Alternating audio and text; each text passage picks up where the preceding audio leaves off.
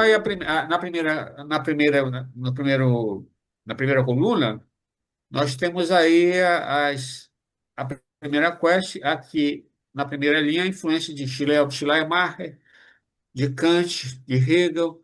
A gente sabe que o romantismo tem uma influência muito forte na primeira quest, porque é aquela ideia, né, do gênio que contra tudo e contra todos se manifesta e traz aquela ideia nova, aquela coisa que ninguém antes tinha conhecido. Então, essa ideia que o romantismo passa, ela vai impregnar a primeira quest na questão de Jesus estar assim como que distinto ou separado de tudo que havia antes dele e também da igreja, né? É que a gente vê aí na segunda linha, que Jesus é incompatível tanto com o tempo dele como com a igreja, que, na verdade, falsifica usa-o para legitimar as suas próprias convicções. E a principal imagem de Jesus na primeira quest é que ele é o mestre da ética, da justiça. O Sermão da Montanha é o principal fundamento desses pensadores, né? Que vão enfatizar muito isso por conta da influência muito forte de Kant, né? Da crítica, principalmente a segunda crítica de Kant. E a crítica que a primeira quest recebe é a de que existe uma excessiva dependência de pressupostos filosóficos. Havia pouca pesquisa histórica, de fato, e muito mais essa questão dos pressupostos, né? Do Kant, do Hegel. Não dá para a gente entrar muito em detalhe aqui, porque o tempo é muito curto, né? Então, basicamente, isso aí é a primeira quest. Na segunda coluna, nós vamos ver a segunda quest profundamente influenciada por Bultmann, né? Que, inclusive, antes que a segunda quest começar, determinou um tempo em que não houve busca, né? No quest, por conta da ideia, das ideias de Bultmann, o existencialismo de Bultmann, né? Que é muito dependente de Kierkegaard, um pouco de Heidegger, de quem ele foi colega. Mas a segunda quest continua muito influenciada por ele. Essa distinção de Jesus em relação ao, à igreja é mantida, né? Um pouco atenuada. Nós vamos ver aí, o Konzeman e outros vão atenuar um pouco essa distinção, mas, por outro lado, Jesus passa a ser visto como compatível com o tempo dele, né? Jesus não foi muito diferente do tempo dele, distinto do que pensou a primeira quest. E na terceira coluna, qual foi a imagem que a, a, a segunda quest chegou, a imagem de Jesus que eles atingiram?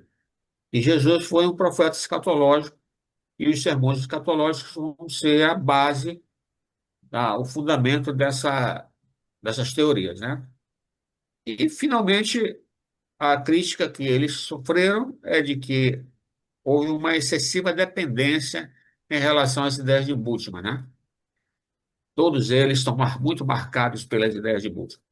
E chegando à terceira quest, a terceira coluna, nós vamos ver aí a influência dos chamados mestres da suspeita, né? Como Ricoeur os chama, né? Marx, Freud e Nietzsche. Os três estão muito presentes, né, na terceira quest, ou a pós-modernidade, né? Em geral, ela está muito, muito presente, porque a grande, digamos assim, o grande mote da terceira quest é o mesmo do pós-modernismo, né? O não, a rejeição às grandes narrativas. Tanto assim que o Jesus que eles colocam, apresentam, é um Jesus mais modesto, um Jesus que foi como qualquer outro que tenha vivido ali em seu tempo. E esse Jesus que chega para nós nos evangelhos foi um Jesus transformado pelos discípulos, pelos redatores, por todos aqueles que abrilhantaram a figura de Jesus mais do que ela teria sido historicamente falando. Então, esse Jesus, na segunda linha, é um Jesus compatível com o seu tempo e incompatível com a igreja, né? Então, eles não aceitam mais que Jesus tenha sido aquilo que foi apresentado nos evangelhos. Não tem nada a ver, né? Então, aí você tem um Jesus profeta cínico, a mistura de Diógenes com Jeremias, que é a posição do Crossa, né? E outros que o acompanham. Tem o Jesus bandido social, que é a posição do, dos autores do Bandidos, Profetas e Messias, né? Um livro muito famoso, e causou uma estrondosa recepção. Nós temos o profeta escatológico, que é a posição de alguns. Temos o xamã, que é a posição do Morton Smith, né? Jesus era um manipulador de sortilégios, de fórmulas, né? De amuletos, tal como os xamãs se apresentam hoje. Jesus teria sido também um profeta de ação, conforme os Jezabels, né? Tal como Elias, tal como outros que viveram naquela época, mais ou menos no tempo de Jesus. Poderia também ter sido um rabino, de acordo com outros autores judeus, como Chilton, etc. E onde é que eles vão achar os fundamentos para isso? Nas parábolas, no documento Q, né? Esse suposto documento que teria sido criado e depois soterrado pelos evangélicos. Vamos ver depois que documento seria esse, e os documentos não canônicos que agora aparecem com outra forma de ver, né? O próprio Evangelho de Tomé, né? Que eu apresentei aí no artigo último, escrito na revista. Então, essas são mais ou menos as linhas da terceira quest de construção dessa figura histórica de Jesus que os evangelhos, infelizmente, teriam suplantado, teriam acobertado ou encoberto, melhor falando, né? Encoberto. E aí a crítica que nós poderíamos fazer a essa terceira quest é a fragilidade dos resultados, justamente por falta de rigor metodológico, que é o ponto que nós vamos procurar apresentar aqui. Desculpa estar apresentando muito rapidamente, porque é muita informação, né? E a gente tem que cuidar com o horário, né? Senão ficamos aí no caminho sem nos deixar esclarecer direito. Então, essa abordagem do Jesus da terceira quest, esse Jesus do multiverso, né? Podemos dizer assim, né? O multiverso da terceira quest, nós temos duas formas de tentar organizar essa questão metodológica. Primeiro, nós temos o motivo hermenêutico, né? Esses princípios filosóficos que vão fazer com que certos recortes de Jesus sejam feitos, né? Então, com essa ideia de Jesus mais prosaico, mais parecido com o que havia em seu tempo, é uma ideia fundamental, basilar da terceira quest. E o segundo ponto é a tendência, que é corolário da afirmação anterior, é a tendência de reduzir as qualidades e habilidades de Jesus nos evangelhos e torná-lo mais um Jesus ou ele é sábio e conta parábolas, ou ele é um revolucionário que tinha discípulos zelotes, ou ele é o curandeiro, manipulador de amuletos, sortilégios, ou ele é o profeta escatológico. Então, eles estão sempre colocando essas alternativas, né? Não tem como Jesus ser tudo aquilo que o Evangelho diz, que os Evangelhos dizem. Não tem como ser. Ele é apenas uma dessas coisas. As outras foram acrescentadas pelo zelo dos discípulos e da igreja, etc. Então, esse é o ponto fundamental que nós vamos encontrar na terceira quest. Cada um desses autores, eles vão apresentar uma dessas alternativas como a preferencial, ok? Então, é o ponto que a gente tem que destacar, porque é fundamental para entender como é que o pessoal da terceira quest pensa. Então, dentro dessa redução que nós acabamos de falar, nós vamos ter aí a redução textual, que é quando você usa critérios de autenticidade para dizer que isso aqui é genuíno e aquilo não é, né? Então você tem aí várias coisas, esses critérios foram sugeridos por vários autores, né? O, o, o Mayer é um deles, né? O Tyson é outro. Então, cada autor que vai explorar esse tipo de abordagem na questão dos critérios de autenticidade, vai apresentar alguns critérios como mais importantes que outros e fazer a sua construção da imagem de Jesus a partir desses critérios. Qual é o problema? O problema é que esses critérios, dificilmente eles têm uma coerência interna, porque às vezes eles estão em choque entre si, né? Por exemplo, a questão da vergonha, aí aparece a questão de João Batista. Não, João Batista foi realmente uma figura histórica, fez parte do Jesus histórico, porque é uma vergonha para Jesus ser batizado por alguém que pressupõe-se, né, pela própria ação de batizar Jesus como superior a ele. Então, como isso causaria um escândalo, então isso é verdadeiro, né? Mas há muita controvérsia em relação a isso, porque João Batista foi profetizado, né? Ele era, na verdade, uma figura de Elias. A última profecia do livro de Malaquias, que marca o final do Antigo Testamento, fala do reaparecimento de Elias. Então, quando o Elias reaparece na história de Israel, também em seguida vem o Messias. Então, não tem nada de vergonhoso os evangelhos apresentarem João Batista, porque João Batista era um dos sinais da manifestação do Messias, que para eles era Jesus. Então, realmente é bem é uma falta de percepção sobre a importância da intertextualidade para os escritores dos evangelhos.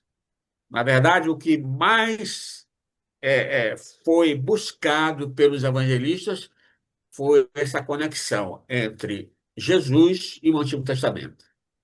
Então, eles buscavam exatamente isso, fazer essa conexão. Então, não tem nada de nenhum problema João Batista na história de Jesus, e esses, esses critérios realmente são muito, muito controversos, muito controversos. Tanto é que tem várias listas, né? Eu não vou me alongar aqui, porque essa história vai longe, né? Então, outra redução textual seria o documento que ele é baseado em várias passagens, várias perícopes do Novo Testamento, que apresentam uma coincidência completa no livro de Lucas e no livro de Mateus. Então, há passagens de Lucas e Mateus que são ipsilíteres iguais. E também apresentam-se essas passagens, tanto num livro como no outro, na mesma sucessão, na mesma linha de tempo. Então, qual foi a conclusão dos estudiosos? Existiu um documento que foi consultado tanto por Lucas como por Mateus. E esse documento é chamado de Quelle, em alemão, fonte, né? Até aí não há nenhum problema de nós aceitarmos isso, porque, de fato, há muitos indícios de que houve uma, um documento de ditos de Jesus, escritos mais ou menos entre o ano 40 e o ano 70. É quase pacífica essa ideia. É quase pacífica entre os estudiosos do Novo Testamento. O problema, o problema não é esse. O problema é a ideia que alguns autores da Terceira Quest, principalmente os ligados ao Jesus Seminar, que foi um grupo de estudos que tinha como objetivo fazer um levantamento de todos os ditos que fossem realmente genuinamente de Jesus. Então, esse grupo de estudo, é, Kloppenborg está aqui como citação, eles chegaram à seguinte conclusão, que o documento Q ele está dividido em três camadas. Nós temos a camada sapiencial, que é a originária de Jesus, que foi a primeira camada, a mais antiga, né? Nós temos a camada escatológica, que veio depois, e nós temos a camada dos últimos dias de Jesus, aqueles relacionados à crucifixão e à ressurreição. Então, eles fizeram um estudo e concluíram que existem essas três camadas que, na verdade, elas refletem a maneira como os evangelhos se formaram, né? A prova disso é muito especulativo também, muita especulação e poucos indícios, poucas provas.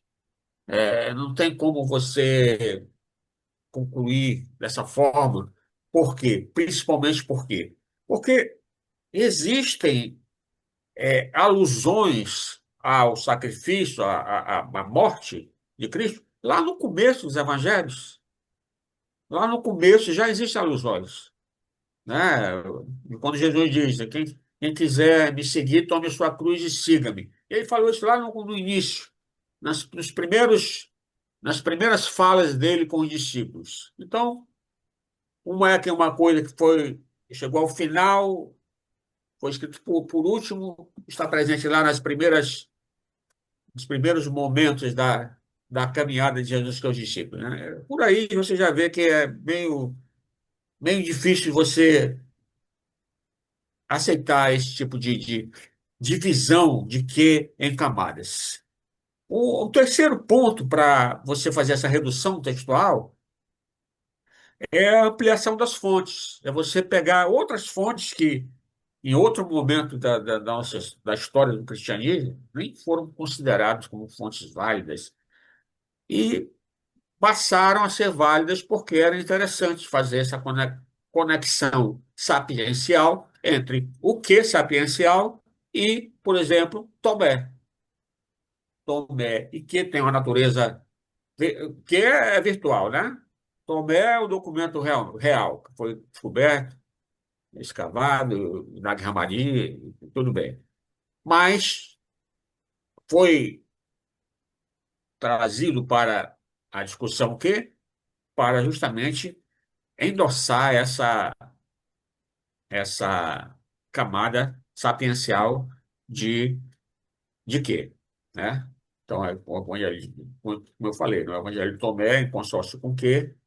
Para mostrar um Jesus histórico mais sapiencial e menos apocalíptico, né? Também temos o Marco Secreto, que é uma outra especulação, uma história assim mirabolante.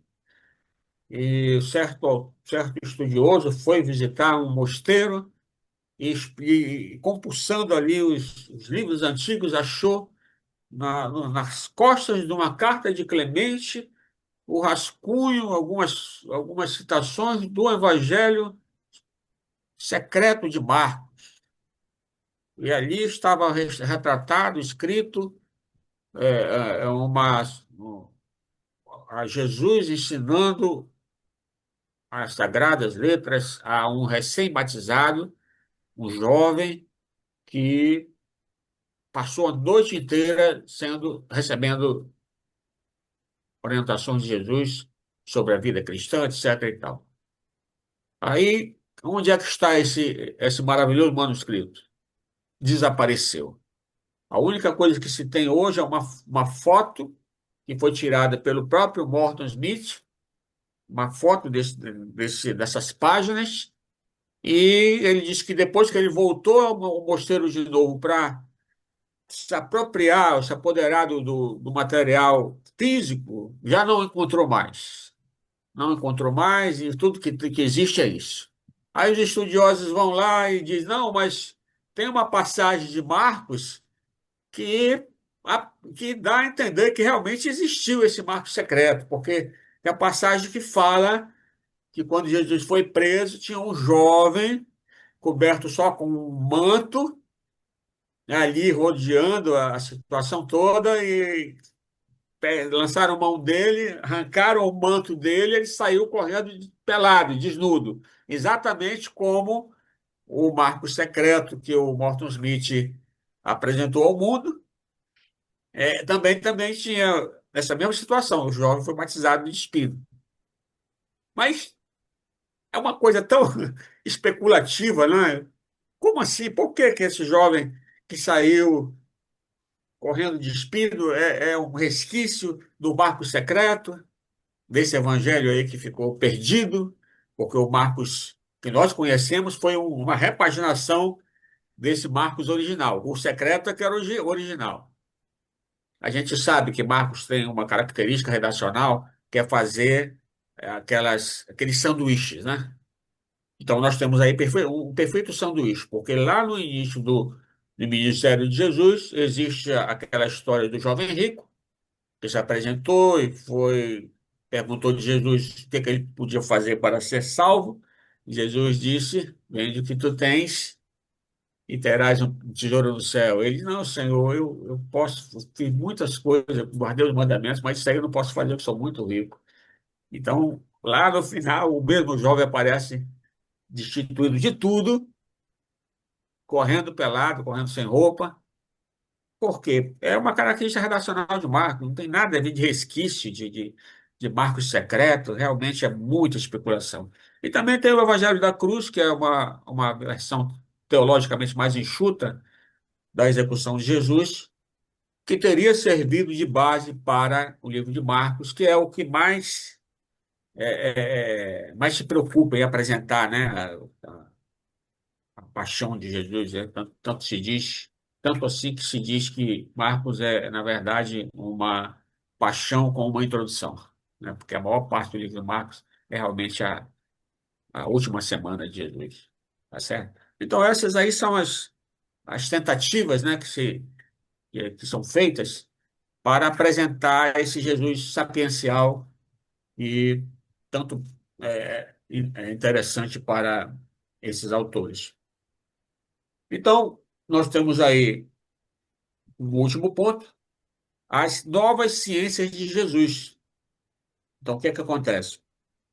Algumas ciências estão agora sendo aplicadas à vida de Jesus, como, por exemplo, a sociologia da religião, mas aplicadas de uma tal forma que, na verdade, esses autores deixam de dar importância ao texto e passam a fundamentar a história de Jesus inteiramente em especulações baseadas na sociologia, na antropologia, e a gente se pergunta, mas como pode ser possível isso? Só é possível no contexto da pós-modernidade, onde existe uma chamada anarquia metodológica, né? É uma anarquia metodológica. Vale tudo em termos de metodologia. Aí que eu dou um exemplo de como essas ciências elas são utilizadas para reescrever a história de Jesus de uma forma completamente alheia aos documentos, né? Essa afirmação aqui do Crossa, ele diz: a antropologia cultural nos lembra que nas sociedades antigas não existia classe média. que, portanto, os camponeses eram quase sempre analfabetos. E por essa afirmação, ele chega à conclusão que Jesus era analfabeto. Jesus não sabia ler, era iletrado, totalmente não sabia ler e escrever.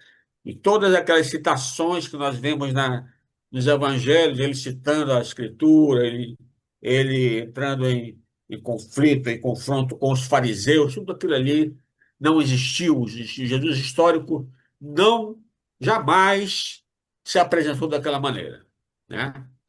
Aí a gente se pergunta, mas espera aí, antropologia cultural. O que que é isso, gente? Antropologia, existe isso? Olha, uma das coisas mais básicas das ciências sociais é que não se tira conclusões a priori de nenhuma sociedade. Os judeus, eles não podem ser simplesmente considerados como os outros povos eram, porque os judeus passaram por uma experiência no período do exílio babilônico, e foi a extinção do santuário. Eles passaram a ser uma religião do livro. Eles passaram a ser uma religião do livro. E era um dever religioso dos judeus ler um trecho das Escrituras, Antigo Testamento, é claro, a partir do- da maioridade do menino, 12 anos, né? Então, é um fundamento da religião judaica a leitura. Como é que agora você diz que é impossível que Jesus tivesse feito isso e que aqueles camponeses ninguém sabia ler? Pode ser que isso se aplicasse a outros povos, mas se aplicasse aos judeus também, cara, o que nós temos na história é exatamente o contrário dessa afirmação. Metodologicamente, antropologia cultural é uma coisa muito vaga para você basear uma afirmação. E aqui nós temos também a afirmação do Richard Rosley, que é Bandido dos Profetas e Messias, e do colega dele, John Hanson, de que Levi Mateus não era publicano, ou se fosse publicano, nunca foi discípulo de Jesus. Porque seria impossível, no, numa, num grupo de zelotes, né, como era os discípulos de Jesus, uma boa parte eram zelotes, né, Simão, Judas. Você pode perceber que o nome dos camaradas eram os mesmos nomes dos Macabeus, dos filhos do Matatias, né? Então, a conclusão que ele chega é: não, Jesus não teve nenhum discípulo publicano.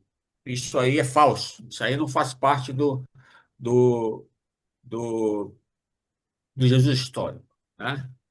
Aí você se pergunta, mas como assim? É muito frágil esse tipo de afirmação, muito gratuita. Jesus é chamado de amigo dos publicanos e pecadores.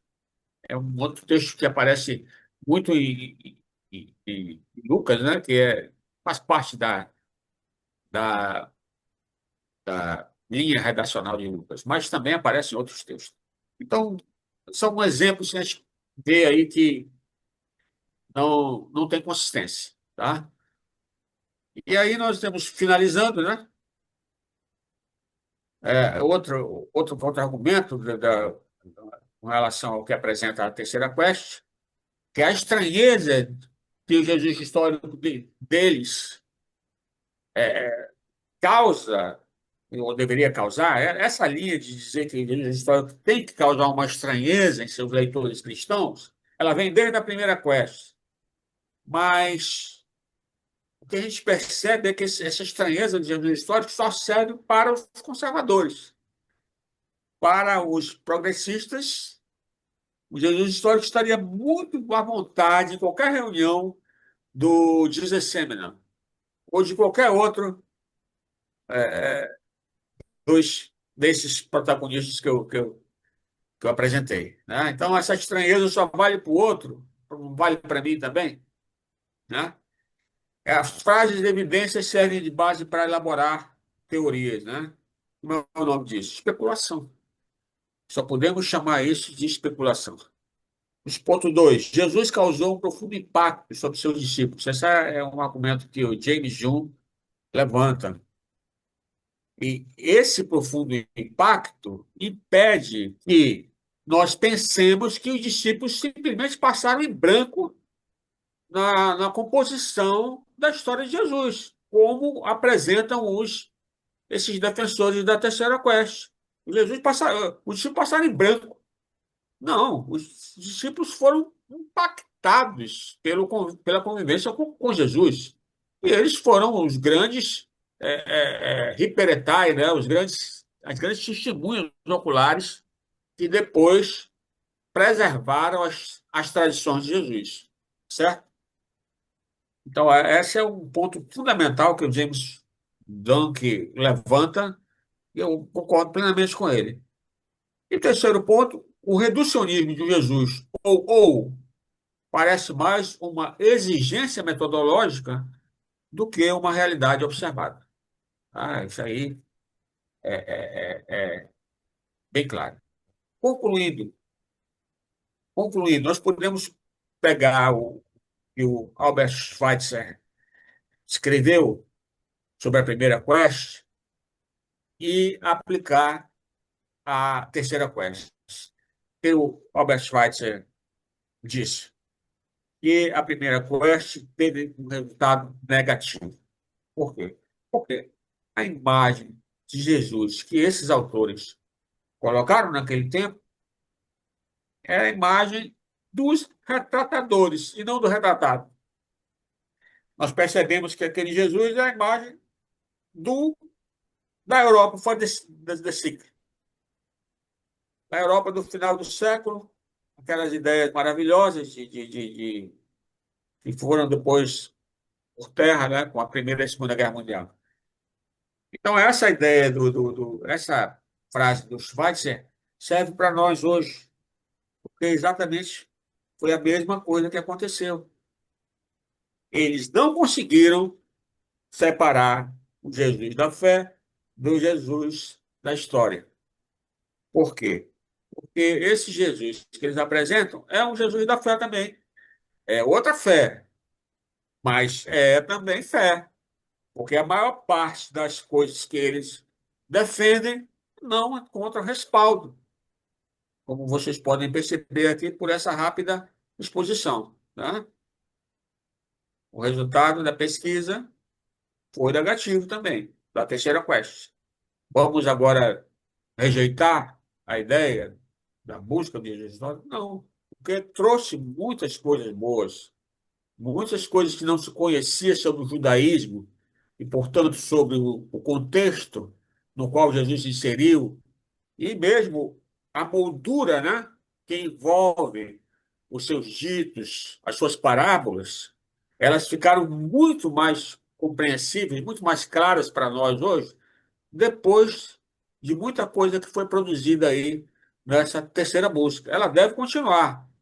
Agora, essas especulações podem ser rejeitadas sem nenhum prejuízo para o que possa ser produzido daqui para frente. Então, era esse os